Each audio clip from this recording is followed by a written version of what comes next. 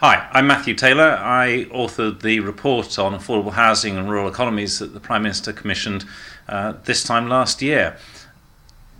As I've been around the country looking at the issues, looking at people who are actually delivering on the ground, some issues have become strikingly obvious, and that's really underpinned the recommendations that I've made in 200 pages of analysis and 48 detailed recommendations. The starting point is that all rural communities are facing very similar pressures, almost without exception. If we look at the smaller villages, I think that's defined by two issues.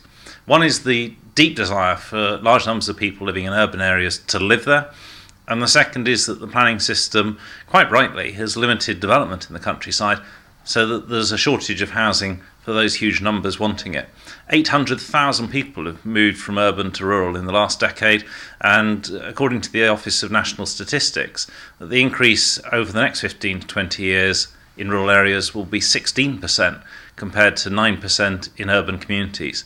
And that's been pushing up house prices substantially above the urban equivalents.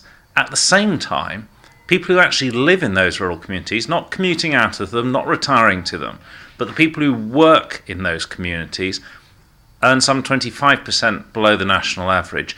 And that's true in all rural communities, and it reflects the kind of work that's available. It reflects the attachment of the planning system to traditional rural employment. The result, the people who do the work in rural areas, particularly the villages, are being priced out, and that threatens the sustainability of these communities. The conclusion? Well, since we're not going to simply build over the countryside and turn many of our coastal areas and our national parks into the British equivalent of the Costa del Sol, and since the status quo doesn't protect villages but turns them gradually into gated communities of the wealthy, the commuter and the retired, the only way to preserve the sustainability of these communities economically, socially and environmentally is to make sure that there is earmarked housing for local people at a price they can afford. Housing that will stay that way in perpetuity. If you like, replacing the old tied cottage, the council houses that were sold off, with a new form of housing aimed at the people who live and work within these communities and sustain them. It's a real crossroads for the countryside.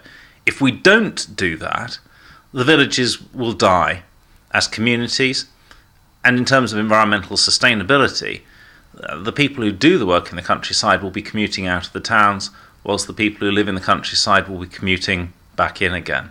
That isn't a sustainable future for these communities. What I propose is a series of changes to make it easier for communities themselves to deliver affordable housing choices for those local people in perpetuity at a price they can afford, provided that the need is there, that the design is right. What we need to do is move away from ideas of this kind of housing being exceptional because it's described as an exception site policy, to one in which we look to local authorities and communities to first analyse the needs and how they can build sustainability for the community in the future, and then go about delivering it through a grassroots bottom-up approach. Announce a plan to build more housing in the countryside, and you'll get an opposition group. Work with the community, and you'll find leaders within the community arm-twisting the landowners, the farmers, to provide half an acre here, quarter of a field there, to provide the small-scale affordable housing that's actually needed. We know from around the country that where this happens, it works. We know from around the country where that grassroots bottom-up approach doesn't take place, by and large, the housing isn't delivered. The report itself spells this out in details. I hope you'll support it. It's been supported from a wide range, from the CPRE to the National Housing Federation to Shelter and to the Commission for Rural Communities. But it needs your support to help put pressure on government to deliver the changes I've proposed. At the same time, we can't live with 25% lower wages in rural communities. We need to be more positive about economic development in the countryside, more flexible about it. Small scale, yes, but all sorts of new industries are appropriate in the countryside, and they provide new opportunities for the people who live there. Particularly, we need to be more flexible about people working from home and encouraging them to take on their first employees rather than policies that say no to an extension for business use and yet yes to a billiard room or a new sitting room. That isn't logical. The principle should be that those who live in the countryside should be enabled to work there and work there at a better income, and that those who work in the countryside should be able to be housed. And then finally, but in many ways affecting more people and certainly about greater scale development, the way in which our market towns are currently growing isn't sustainable either. Simply putting red lines around the edge of town for developers to bid into and take options on leads to estate-by-estate development without shops, pubs, much in the way of open space, and without workplaces, so that the people who gradually live in what become not hundreds of houses but over time thousands of houses on these estates inevitably commute into town, even if it's just from the edge to the centre.